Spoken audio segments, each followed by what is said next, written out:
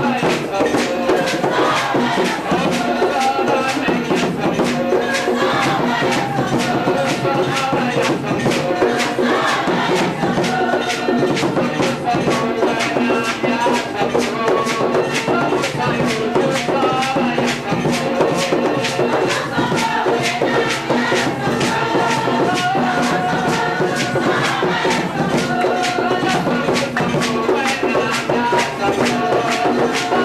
you.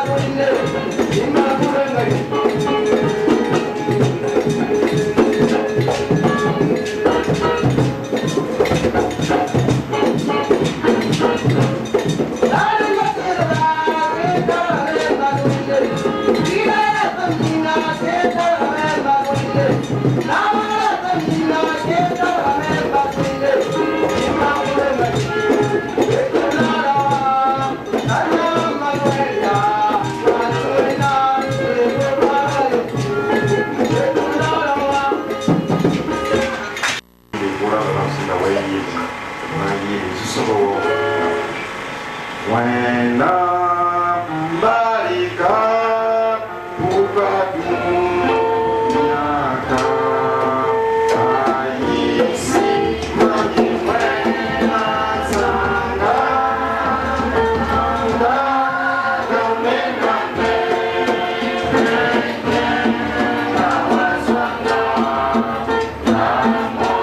Coração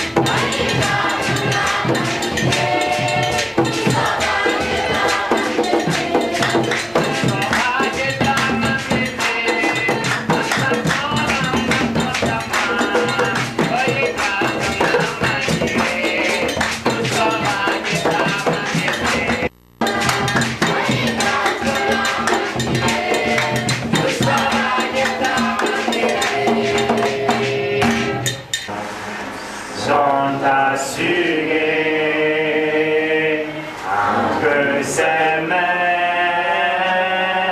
Il tient ma vie pour ce temps et l'éternité. Je sais qu'il vit parce qu'il vit. Amen.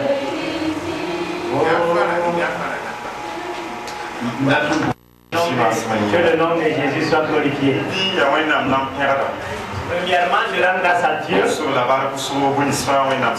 lui dis merci pour tout ce qu'il a fait. Je ne peux pas vraiment lui dire merci. Je ne peux pas vraiment finir de le remercier. Comme j'ai été accoupi durant 3 ans, ceux qui ont été là-bas hier, ils savent, ils ont témoigné que cette cour est un cours de tentation. Et Satan, il s'est levé, il a toujours les yeux levés sur vous. De temps, si certains sortent, d'autres rentrent. On fait sortir ce malade et l'autre, ce malade là rentre. Et ils ont amené d'autres personnes à la clinique Sifra pour faire des interventions. Et je me pose la question pourquoi il y a cette fléau de maladie à l'Anpagré. C'est vraiment des tentations. Mais le Seigneur a mis sa main jusqu'ici. Je n'ai pas été absent 2 jours parce que je suis malade. On ne m'a pas hospitalisé pour mettre des perfusions. C'est le Seigneur qui a étendu sa main. Et 2 fois j'allais mourir, mais je ne suis pas mort. Premièrement, je suis allé en brousse pour acheter des arbres. Là où je suis monté pour acheter, c'était vraiment un endroit restreint. J'ai acheté d'un côté et je n'ai pas acheté de l'autre côté. Et quand l'arbre venait, maintenant je ne sais pas de quelle manière de le faire sans me toucher. Parce que l'arbre venait sur moi. Mais ce que je sais, Dieu m'a sauvé. Deuxièmement, il y avait notre promotionnaire et lui il m'a déboursé à sortir et nous on s'est suivis à 4h du matin pour venir à Ouagadougou. Et en ce temps c'était lors de la réparation du goudron et il y avait des déviations. Et quand une remorque passe, c'est juste un endroit restreint pour juste un cycliste de passer. Et quand nous voulons faire ce dépassement,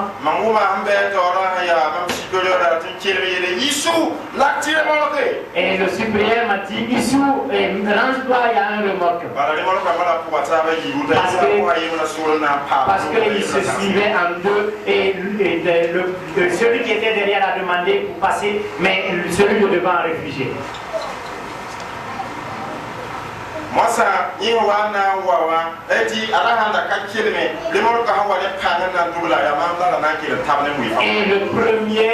le deuxième remorque qui est venu, si celui de devant n'avait pas crié, et il allait m'écraser.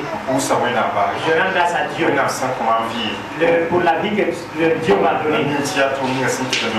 Et je sais que c'est parce qu'il y a un ministère devant moi. Et j'aimerais dire merci au papa spirituel. Il n'a jamais cessé de m'encourager. Il n'a jamais cessé de me donner la sagesse. Il n'a jamais cessé de me soutenir de tout ce qu'il a. Il en est ainsi avec les jades, la jade, l'AIC. Et tous des gens m'ont aidé de tout ce qu'ils ont. Vous avez prié le Seigneur pour moi. Et je veux dire cela parce que cela va vous fortifier. Parce qu'il y a eu des temps où j'étais vraiment désespéré. Et quand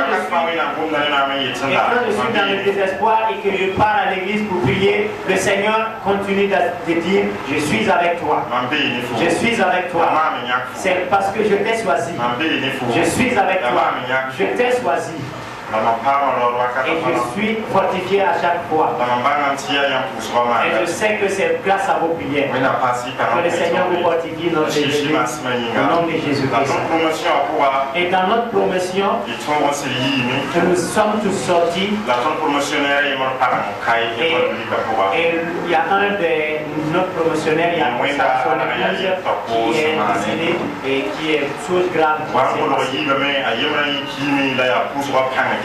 À la sortie, presque à la sortie, il y a quelqu'un qui est décédé, mais par la prière, Dieu l'a donné. Le Seigneur a permis que la semaine passée, nous étions à Zorgo pour faire l'évangélisation. Et plus de 5000 personnes se sont données à Jésus. Des gens qui s'étaient paralysés ont été ceux qui ont été paralysés à moitié ont été rétablis complètement. Dieu a utilisé la promotion à partir de Zorgo pour faire des miracles. Et ainsi nous rendons grâce à Dieu. Nous avons pu connaître la parole de Dieu de Genèse jusqu'à Apocalypse. Et nous avons aussi reçu des enseignements, des paroles qui ne viennent pas de la Bible. Merci.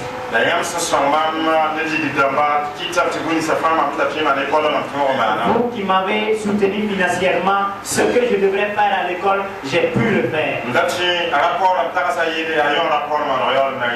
Et je voulais faire un rapport, j'ai pensé-y. J'ai écrit, mais certains il faudrait compléter par des pensées.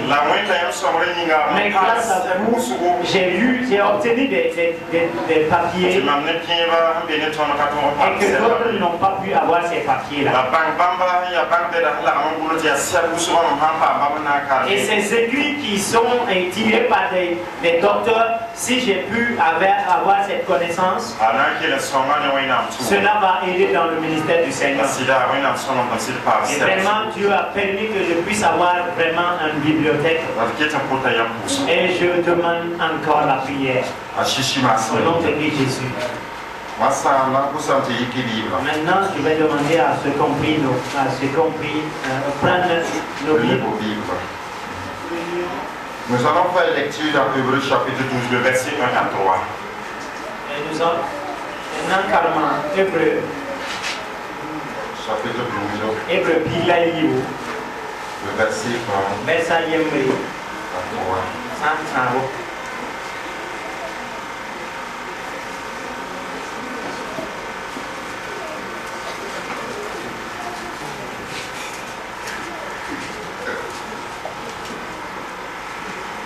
Le Saint-Esprit fait son œuvre.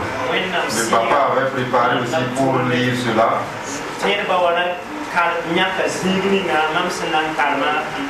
Et moi aussi j'ai choisi, mais on ne s'est pas vu. Mais c'est ce que le Seigneur a mis dans mon cœur. Il est toujours bien de compter sur Dieu. Il est toujours bien de regarder Dieu sur le banc. Je l'ai expérimenté à l'école biblique. Hébreux chapitre 12, le verset 1 à 3. Si vous y êtes, je fais la lecture. Nous donc aussi, puisque nous sommes environnés d'une si grande nuée de témoins, rejetons tout fardeau et le péché qui nous environne facilement, et courons avec persévérance dans la carrière qui nous est ouverte, ayant les regards sur Jésus, le chef et le consommateur de la foi, qui, en vue de la joie qui lui était réservée, a souffert la croix, méprisé l'ignominie, et s'est assis à la droite du trône de Dieu. Considérez en effet celui qui a supporté contre sa personne une telle opposition de la part des pécheurs, afin que vous ne vous lâchiez point l'âme découragée. Lisez à mourir pour nous, s'il vous plaît.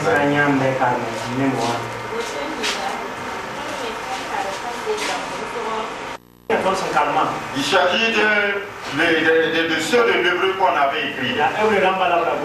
Et dans ce contexte, Ils avaient le but de fortifier le peuple qui vivait à l'époque. Ce qui veut dire que ces gens traversaient des persécutions. Ils avaient besoin de la consolation. Ils avaient besoin qu'on parle du Seigneur Jésus. Mais de nos jours, le monde est troublé. Et si ceux qui étaient là avant la leçon ont entendu pendant la leçon. Et le monde est troublé. L'humanité réclame leur droit. Le droit, leur droit. Ce qu'ils veulent faire. Ils demandent la liberté. Et Dieu a cette liberté. Maintenant, nous ne savons pas là où nous allons maintenant. Nous voyons apparemment maintenant l'homosexualité qui prend l'ampleur. Nous voyons maintenant qu'il y a des lois qui sont adoptées dans certains pays. Que allons-nous faire avec ces gens qui veulent la liberté qui ne va pas selon la parole de Dieu?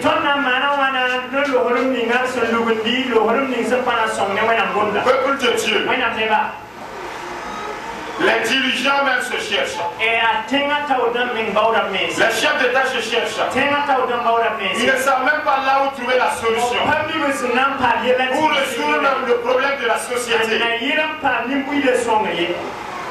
Nous sommes dans le monde, mais nous n'appartenons pas au monde. Ce qui veut dire que nous vivons dans le monde. Mais nous devrons vivre séparément selon leur vie. Voilà pourquoi j'ai comme titre: ayons les regards sur Jésus. Ayons les regards sur Jésus. Regarder sur Jésus consiste à et savoir qu'il a le pouvoir de nous aider dans toutes choses. Et cela fera de nous des enfants de Dieu. Voilà pourquoi là où nous avons lu, dans le verset 1, on dit que les frères en Christ, nous devrons imiter ceux qui marchent et dans l'intégrité. Nous devrons marcher selon ceux qui marchent selon la parole de Dieu. C'est ce que le verset 1 nous demande. Le verset 2. C'est là maintenant on dit. Je relis la partie.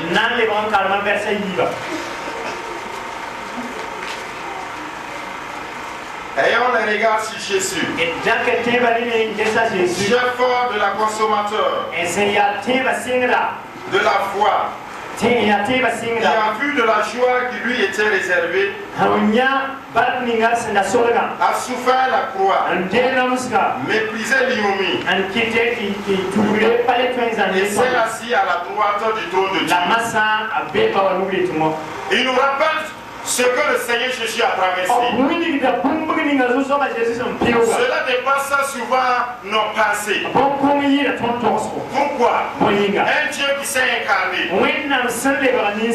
Il a laissé l'humanité le traîner. Il a pris la souffrance. Il a été crucifié. Et il est monté au-delà des cieux. Et il est glorifié auprès du Père. Nous voulons aussi être glorifiés. Voilà pourquoi nous devrons imiter le Seigneur Jésus. Marcher selon ses pas. Vivre selon sa voie. Pour suivre le Seigneur Jésus. Souvent nous trouvons que c'est difficile. En réalité c'est difficile. Parce que nous vivons dans le monde. Et le monde demande que nous vivons selon elle. Et nous ne pouvons vivre selon le monde. Voilà les difficultés qui sont. Mais le Seigneur Jésus, il a vécu sur la terre. Mais il a toujours conservé celui qu'il est. Marché dans sa divinité. Obéir son Père que Dieu. Cela est important. Voilà pourquoi ce matin, nous devrons encore ouvrir les yeux pour regarder le Seigneur Jésus. Si nous faisons l'étude dans Nombre chapitre 21, le verset 4 à 9, nous allons trouver que le serpent brûlant qui mordait les gens et Dieu a dit à Moïse, il faut élever les serpents brûlants, mais sur la brèche, mais qui contrôlera sa face pour regarder, celui-là serait sauvé, celui-là serait guéri. Et cela représentait le Seigneur Jésus qui allait venir sur la terre. Ce n'était qu'une préfiguration. Mais le Seigneur Jésus est venu. Il est mort sur la croix.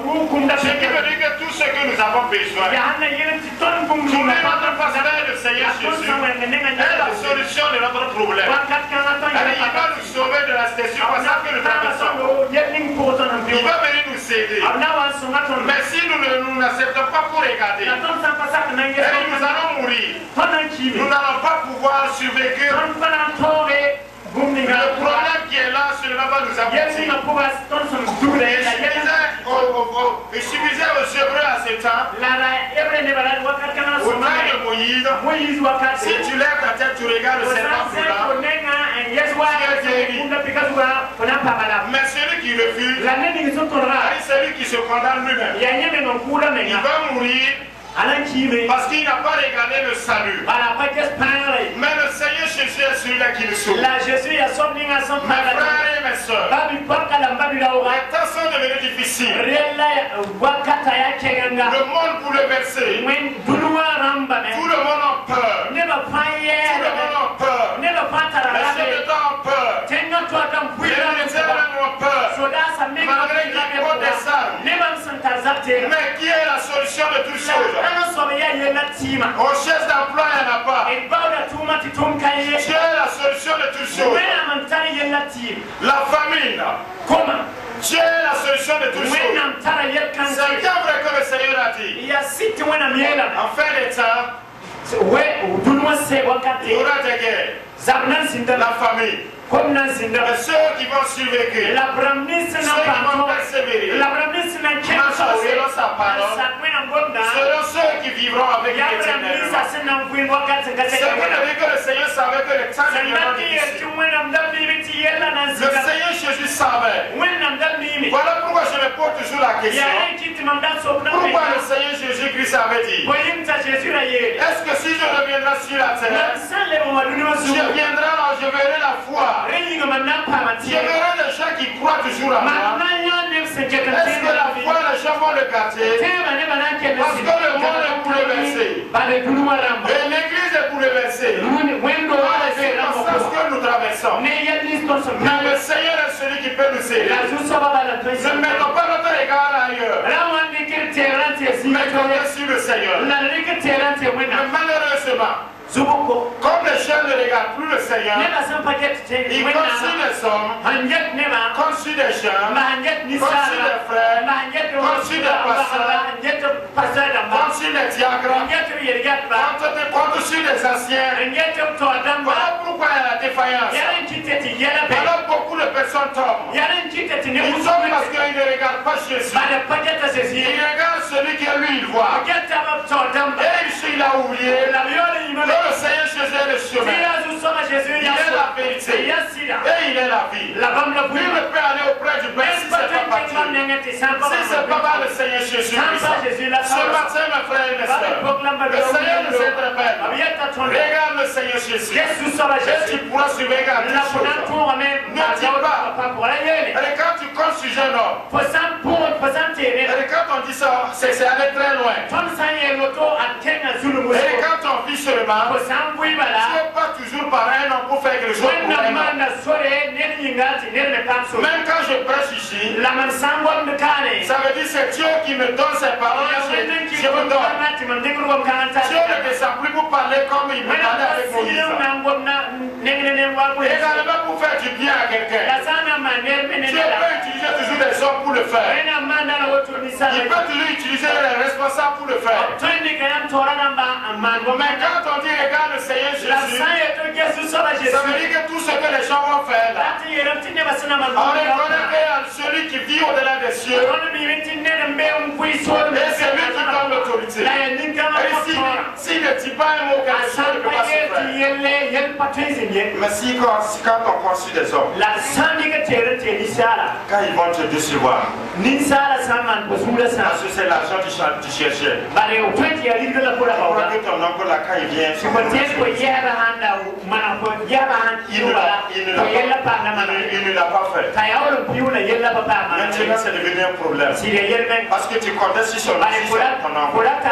Mais tu ne regardais pas le Seigneur Jésus. Tu ne comptais pas sur Dieu. Ça devient un problème. Quand on entend qu'un pasteur a fait cela, comme celui on regardait là, il représente Dieu.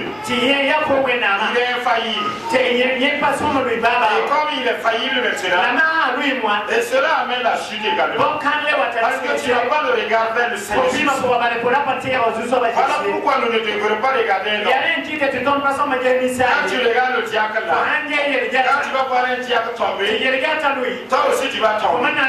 Quand tu vois le premier responsable de la ZAR ou de l'AIC, ou le responsable de la chorale, quand il va tomber, tu tombes. Voilà pourquoi ceux aussi qui sont appelés, ils sont devant. Ils doivent toujours veiller pour ne pas tomber. Parce qu'il y a des gens qui ont placé leur foi sur des hommes. Ce matin, le Seigneur dit, regarde le Seigneur Jésus. Regarde le Seigneur Jésus. Celui qui est infaillible. La Bible le confirme.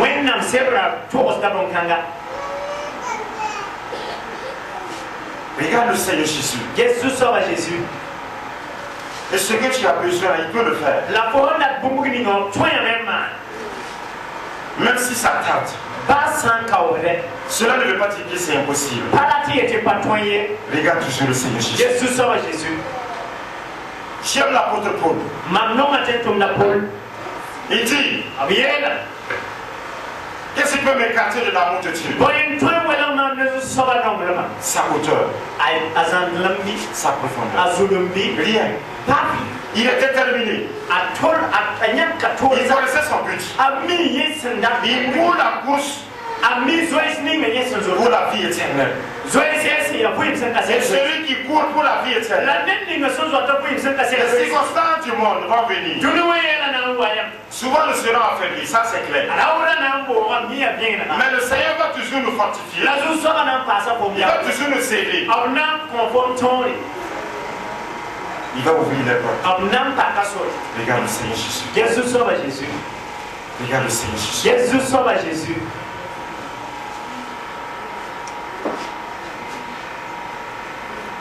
C'est ce qui est important.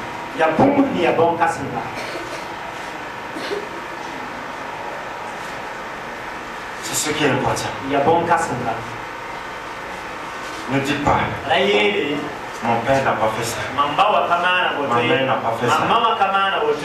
Ton père, il peut vouloir faire, il ne peut pas pouvoir faire. Ta mère peut vouloir faire, il ne peut pas faire.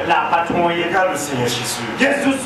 Les autorités de ta nation peuvent vouloir faire, il ne peut pas faire. C'est le dernier mot appartient à Dieu. C'est comme présentement nous voyons que les puissances mondiales, chacun fait de toutes possibilités pour avoir les armes puissantes.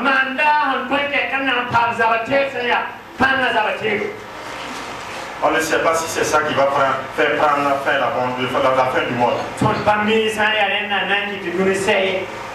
Mais même si les armes seront utilisées, la Bible dit que le temps de Dieu arrivera. Il prendra fin. Mettons notre confiance au Seigneur Jésus. Également, le verset 3, nous voyons qu'on dit que Christ a supporté tout à la place de l'homme.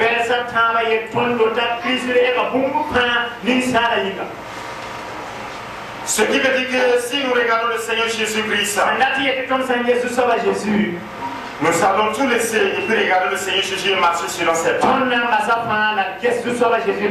Même ce que les gens feront, tes voisins, ceux qui sont proches, ceux qui sont de loin, tu marches seulement parce que tu veux arriver là où le Seigneur a promis. Et tu vas arriver parce que tu vois le Seigneur Jésus. Et il va t'aider jusqu'au bout.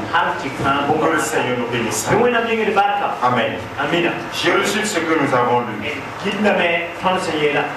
Nous avons eu comme titre ayant les regards sur Jésus. Il est le seul. Savoir regarder aussi également ceux qui nous ont précédés et qui ont des bons témoignages. Savoir regarder et compter sur le Seigneur Jésus-Christ. Savoir qu'il est la solution de tout ça. Et pour terminer, vivre une bonne vie, marcher selon la foi. Et ceux qui sont proches aussi également prendront de l'exemple. Que le Seigneur nous bénisse abondamment. Au nom de Jésus. Amen.